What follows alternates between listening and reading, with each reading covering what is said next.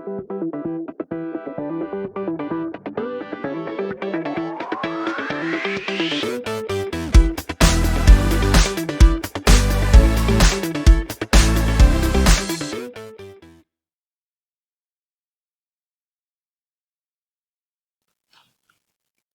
grade 12s, welcome back to our differential calculus lessons, and on this video I'll be looking at the concept of differentiation from first principle.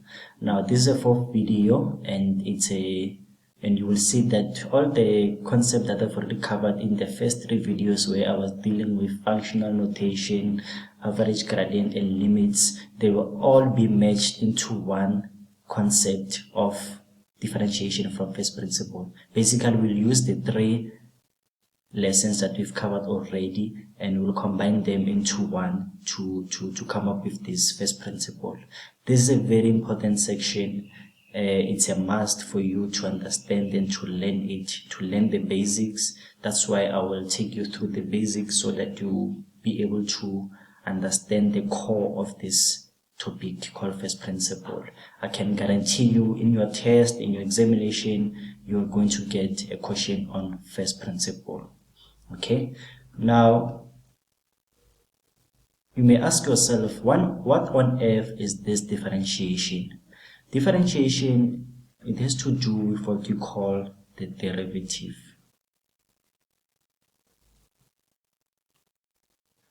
So by definition, derivative is what we call the gradient function,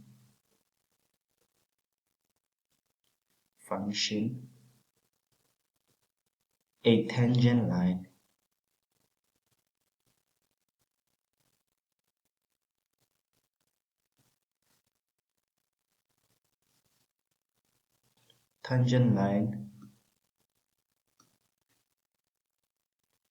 to a curve at a certain point. Now I remember this definition very well because when I was doing my first year, our maths 1 lecture class, so ever since that I know this definition by heart.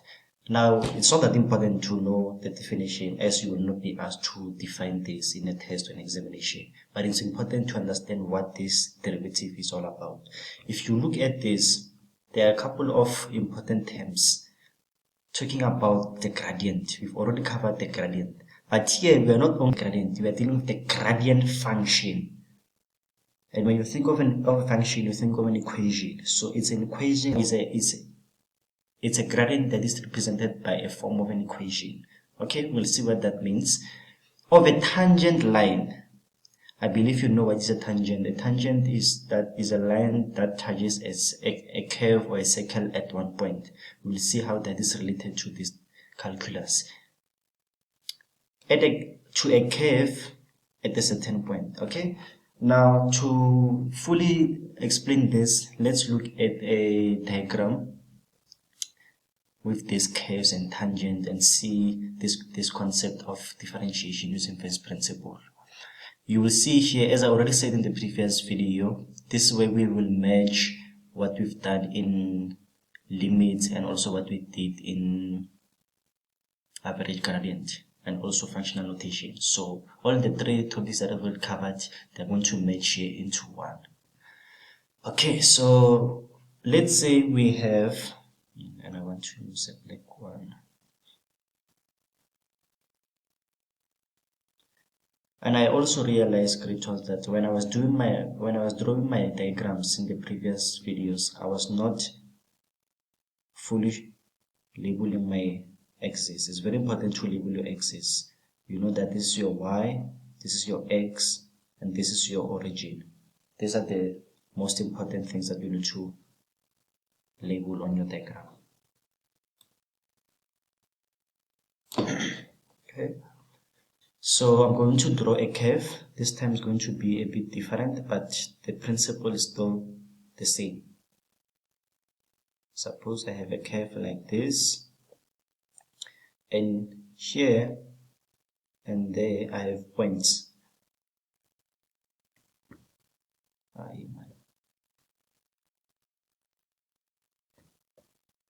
Okay, and I'm going to label this point. Okay, this is point at x, and this is this, and the second point is h units. In the previous video, that if I have x here and I move h units, and this point here will be x plus h. Remember, if this point, this h is 5, that means this h will be 1 plus 5, which is 6. Okay, there's nothing wrong about that. And this point here, the coordinates are going to be x, and the y value, since we don't know the y value here, we're going to name it as f of x. Okay, this coordinate is for this point because I don't have space, I can't squeeze that in here. And my y coordinate is going to be f into x plus h. Okay, so let's be careful of that. So we'll say this is point A and this point B, or vice versa. Doesn't really matter. Now, you saw in the previous video again when I was dealing with average gradient that the average gradient of this line is going to give us, so average gradient of this curve, remember there's a line that we can draw that will pass through these 2 points, and you can see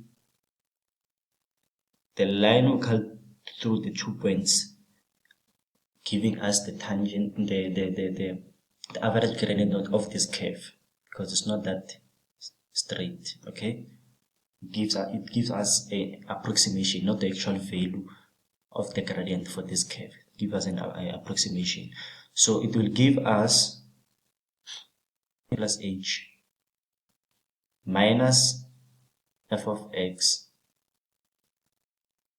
If you don't know how I got this, just make sure that you catch up on the video that I did previously where I was talking about average gradient. Okay, now coming back to this definition, it says the derivative is the gradient function of a tangent line to a curve. Okay, for now I'm going to remove this part because here we're going to introduce the concept of limits. So we're going to say, how about we introduce the concept of limit and say, oh sorry, remember to be an h. There's supposed to be an h. As h approaches 0. So this is going to give us what we call the derivative.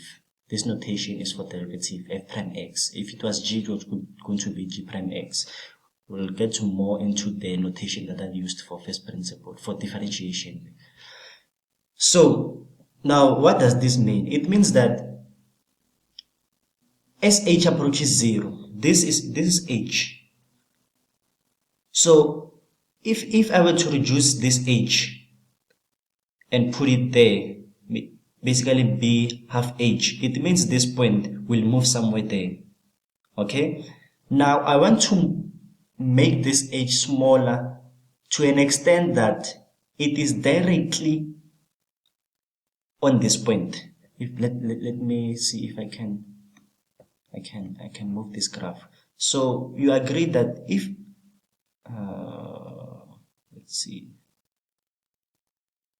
okay, you can see there that if that is my h. Now if I move this line up there, this line is only going to touch this curve at one point, and that can only happen if I reduce my h. So if h becomes 0, basically this point here will be on this point, so these 2 points will be in the same point, and then will now be a tangent because it will only be touching the curve at one point.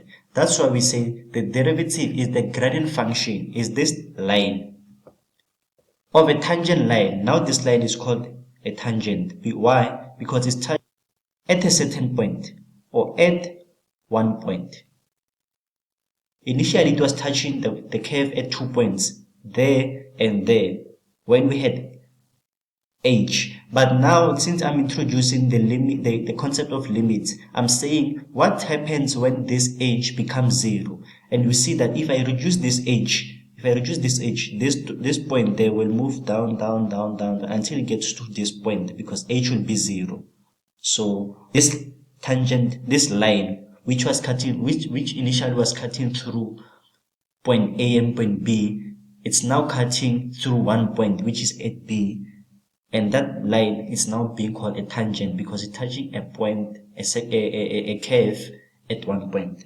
And that is the whole concept of differentiation using first principle.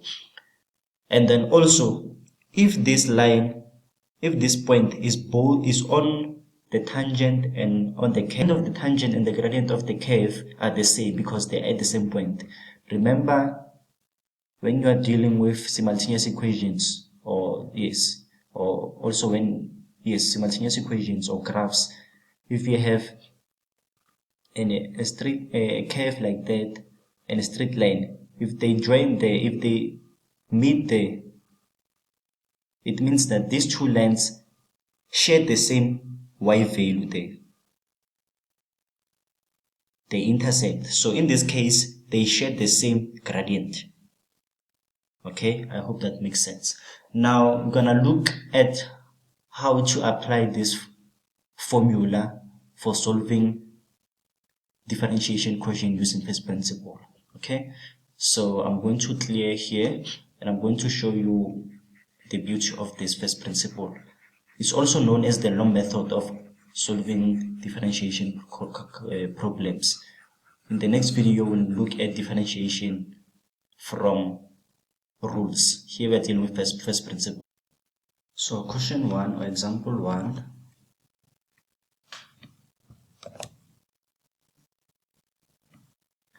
It says determine the derivative of f of x is equals to 3x plus 10. So this is how they are likely going to ask these problems. So they are giving us f of x is equals to 3x plus 10. Okay, it's a function, but it's also a straight line. Okay, straight line or a linear graph,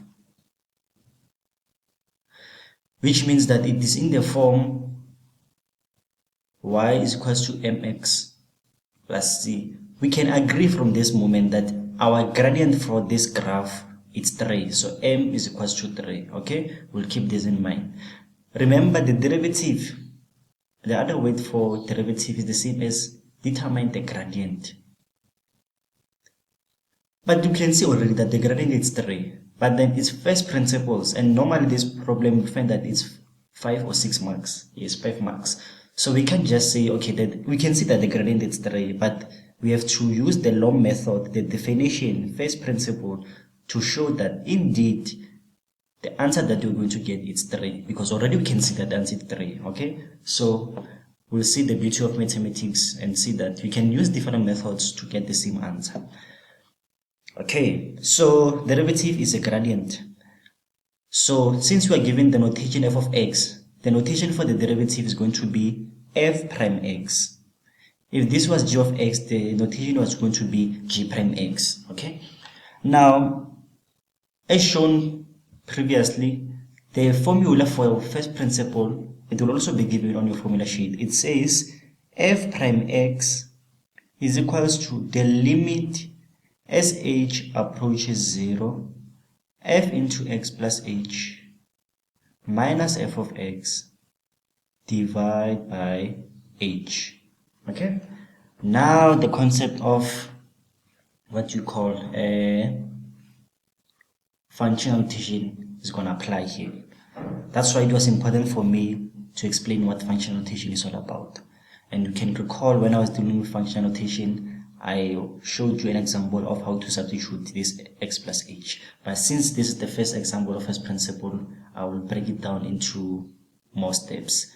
Okay, so we go back to our equation. We are given that f of x is equals to 3x plus 10. Okay, so we can agree that this, f of x is the same as 3x plus 10, which means this I can substitute directly from there because they are both f of x. Okay, now the question is, what will be f of x plus h? As I already said previously, that this is what we call a package. This is a package.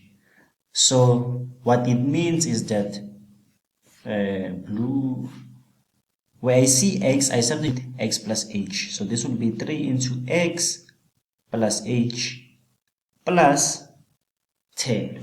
So where I see f into x plus h, I can substitute this whole thing. So it means I can substitute this whole thing there. Okay? And then simplify my equation. Remember, grade 12, coming back to your concept of limits, this limit as h approaches 0, we take it as if h, the value of h is 0, because it's approaching 0.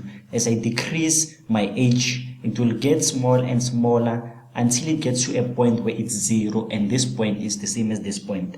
But from this moment, we can't substitute the value of h. Why? Because if I substitute the value of h as 0, my equation here will be undefined, and we don't want to get to a point where we are dealing with undefined problems. Okay, now I'm going to do my substitution. I'll say limit as h approaches 0. Now what is f of x plus h? F of x plus h is the same as this. So the blue part, this is 3 into x plus h plus 10. That's the first part.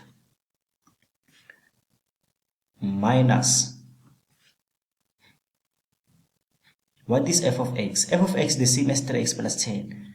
Grade 12, when you get to this point, it's very important to make sure that you put this f of x into a bracket, because this negative is going to also multiply this 10.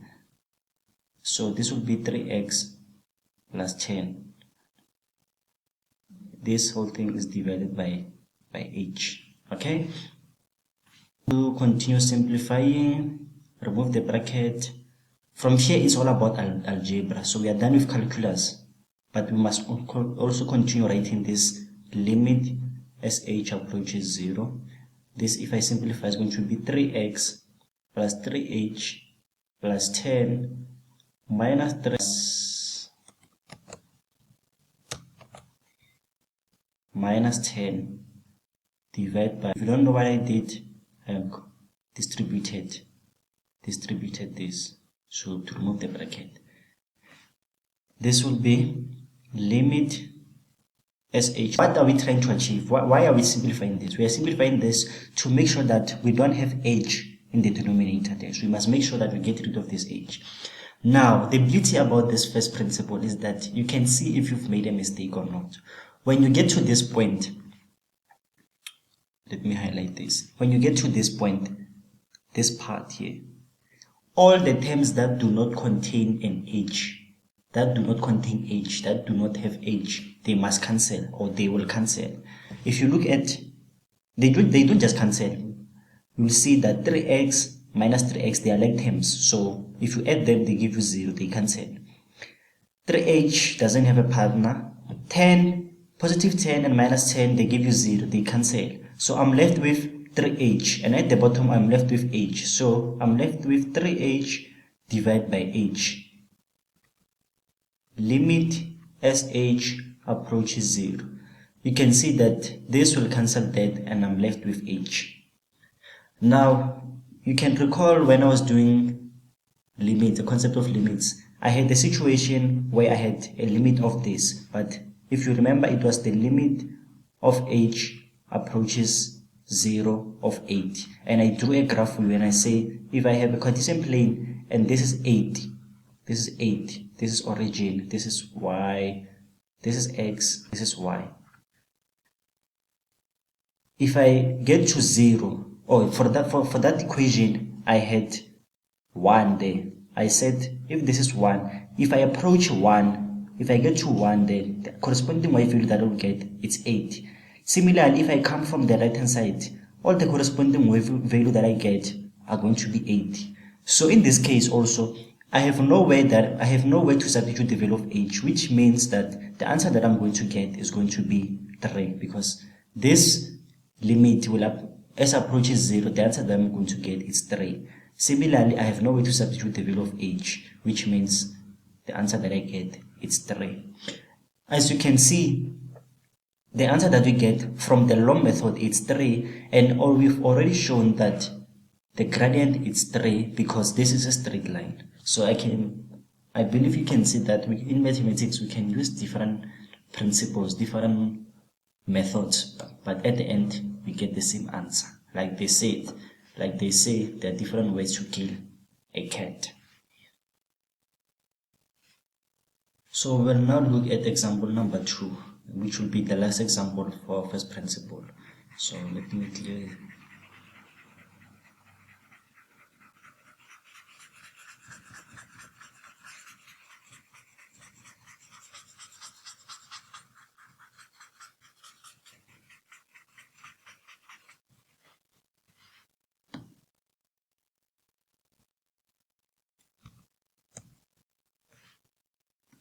So example 2, it says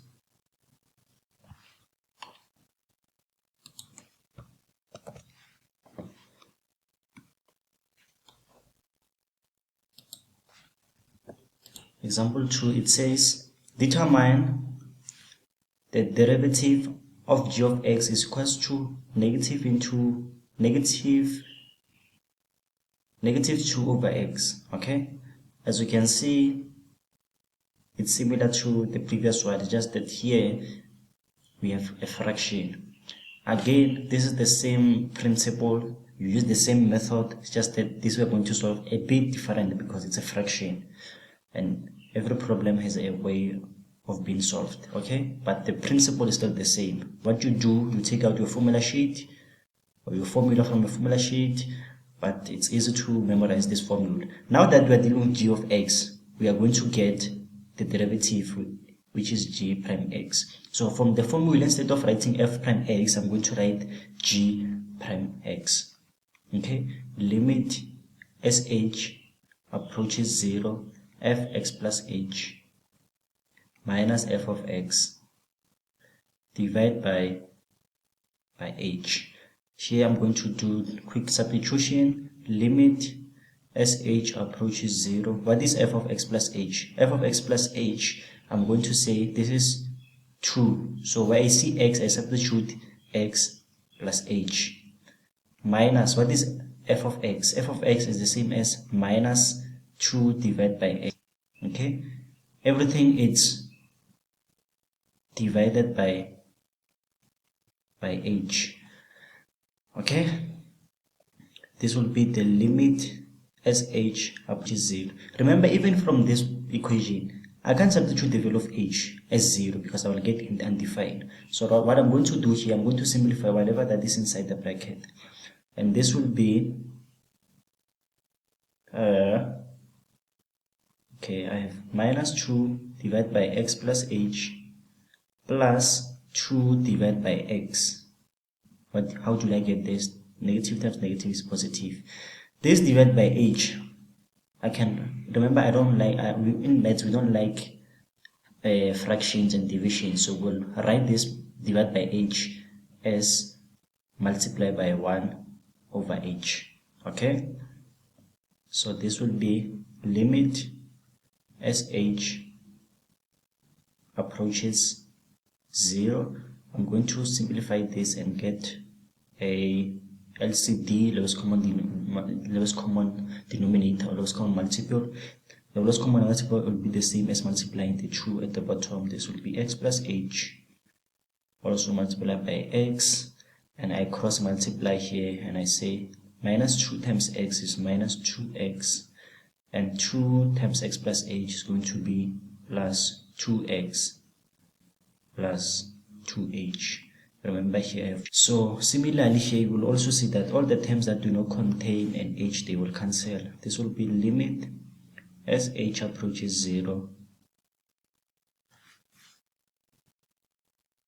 multiplied by 1 over h. So here you will see that the 2x and the negative 2x and 2x, they will cancel. They don't have an h. That's why I said this. You can see if you already made a mistake or not. This will be 2h divided by, at the bottom I have x plus h and x. From this moment we can see that this h will cancel out this h. Then now we are good to go. Now that we managed to get rid of h in the denominator, we are left with limit as h approaches 0. So I have 2 divide by x plus h and x. So now I can substitute the value of h as 0. So if I substitute, I get rid of this notation, so I no longer write this notation. I believe you saw this when I was doing the concept of limits. So this will be 2 divided by x plus 0 and then x. And if I simplify this, I'll get 2 divided by x squared. So that completes this question. So grade 12's matriculants, I hope you learned a lot from this video. This is a very important section. First principle, there's no way in which you won't get this problem in your test and in your examination.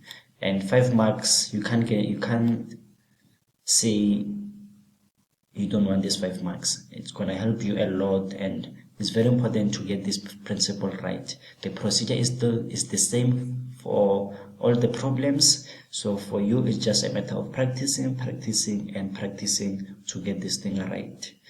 Until we meet again, when we are going to do differentiation rules, take a good care of yourself and see you next time.